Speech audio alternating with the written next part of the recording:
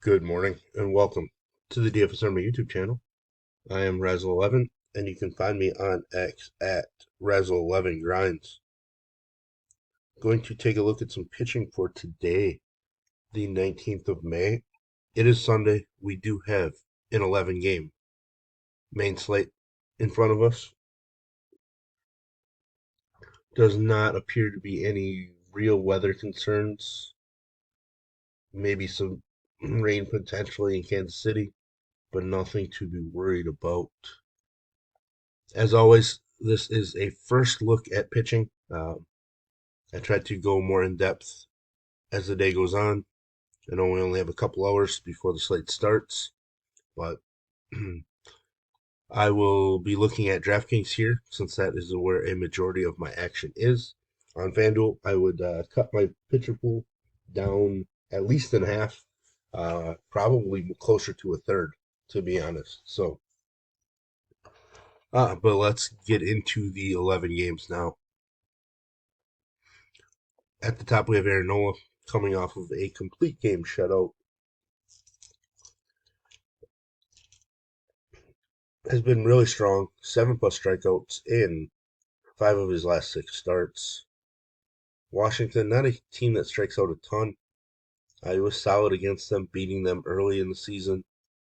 Uh, but that was also his second lowest strikeout total on the year.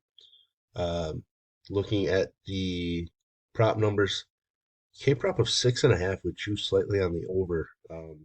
It's almost a pick 'em, but at 6.5, it's a pretty solid K number. Minus 238 favorite. Game total of 7.5. I think there's some pretty decent hitting weather in Philadelphia, but still, it is Washington. Not a top tier offense.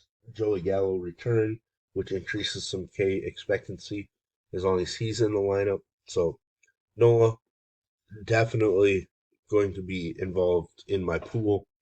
Um, Not sure how heavy just yet, but he's definitely going to be somebody that I'm not limiting to 10 to 15%. Corbin Burns taking on Seattle. I have not looked at any updated numbers, but the last time I looked, Seattle was on pace to shatter the team strikeout record for a season. So with that, we get K upside from Burns. It's a minus 155 favorite. Game total of just 7. K prep of 6.5. Juice on the over. Now, this is the issue with Burns. Where have his strikeouts gone? Started the year with his debut for Baltimore with 11 strikeouts. Has not bypassed 6 in any start since then. I'm not really sure. I have not looked at any of his pitch metrics to see if there's anything that's gone down or that could be wrong, but we would assume in this matchup his K upside would bounce back up, maybe showcasing upside to double digits since he did do it once this year. But this is just crazy to me that Corbin Burns now has topped out at 6 strikeouts, coming off one where he struck out just 2. So, not really sure, what's going on. Basically, he hasn't been allowed to get to 100 since the second start of the year in pitch total. But there is upside if we can get those strikeouts. I do have some questions, but really, if he can't get them in this matchup at home against the Seattle squad, maybe it is time for us to dig into some of his metrics to see if there's a decrease somewhere. But there's my Burns soap opera. Singer, K prop of 5.5, juice on the over very slightly. A minus 170 favorite. Game total of 9. Excuse me. It is some pretty good hitting weather, but there's K upside against Oakland as well. And those power bats of Oakland that everybody was talking about playing over and over again have come back down to earth a little bit. Singer got an extra day of rest after his 108 pitch start last time out. I am definitely going to use Singer as well in this one. Mitch Keller, not sure I'm going to get to Keller. Definitely prefer him at home. I don't think the wind's going to be too effective in Wrigley. I think it's slightly blown in, but I'm just not sure that I'm going to end up on Keller. He's looked great the last two starts. Won a complete game. One, he shut down Milwaukee. This is just one I'm going to have to think about a little bit more. Because generally, I like to be able to fade somebody here at the top, which helps me get ownership numbers that I can put into other guys. So we'll kind of see as we break down the slate. George Kirby against Baltimore, game total of just 7, but he's been a lot different pitcher on the road, and obviously this Baltimore squad super dangerous. Kirby did just give up 3 home runs to Minnesota 2 starts ago, but he bounced back with a strong start against Kansas City. Feels like a guy that I'm just not going to go with today. I don't really see a need to pick on Baltimore in Baltimore with a pitcher. I know Kirby has plenty of ability and upside, but I would rather take the Baltimore side in that matchup. Looks like his K prop is 5.5 juice on the under. Then we get Carlos Rodon against his former squad, the White Sox. I am going to be on Rodon for sure. 20 plus DK points in 5 of his last 7 starts.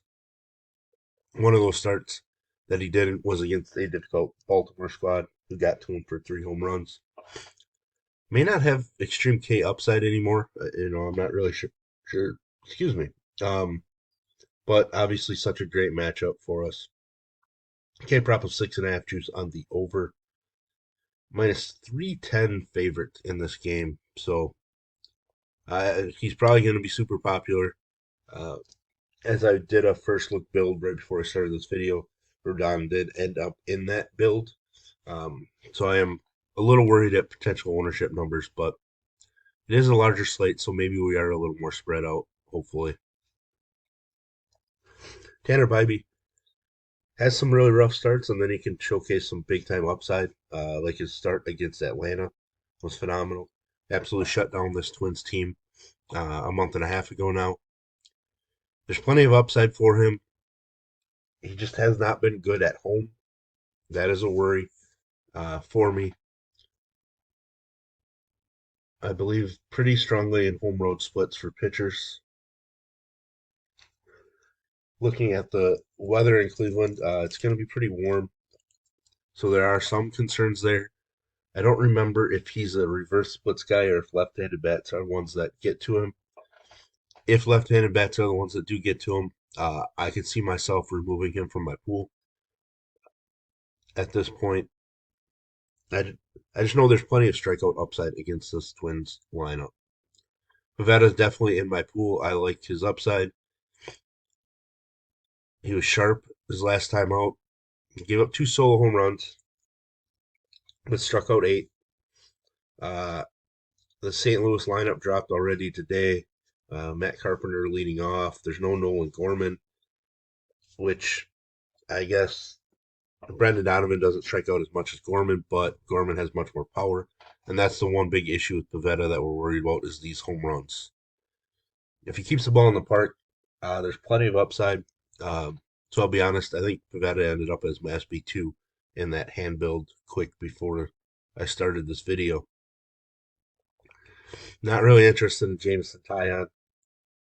Not that I'm afraid of Pittsburgh. I just don't know that he's going to match, the start against Milwaukee. Like, to be honest, this might be his season high in DraftKings points. And then maybe we get something like this out of him. At 17.4 DK points on this large slate, I think we can match that elsewhere and beat it with other guys. One being Sean Manaea. Coming off a solid start, taking on a weak Miami squad. I know we call Miami weak, and then they go out and score a few runs off of our pitcher, and we get annoyed. He's minus 142 favorite. Game total all the way up at 8.5. The juice is on the under, but still, A little higher total than I would have thought. K-prop of just 3.5 with juice on the under. That's, I guess, a bit concerning. I would not have thought that it'd be that low, and with juice on the under there. So I'm going to want to dig into that number a little bit to get an idea. But I just think the matchup's better for Mania than Tyon overall. So I'm just going to go that route if I get to that, needing those guys in my pool. Lorenzen against a weaker Angel squad. I'm not really interested right now. A lot of walks, home runs are an issue. He's coming off of a great start against Cleveland. I get that.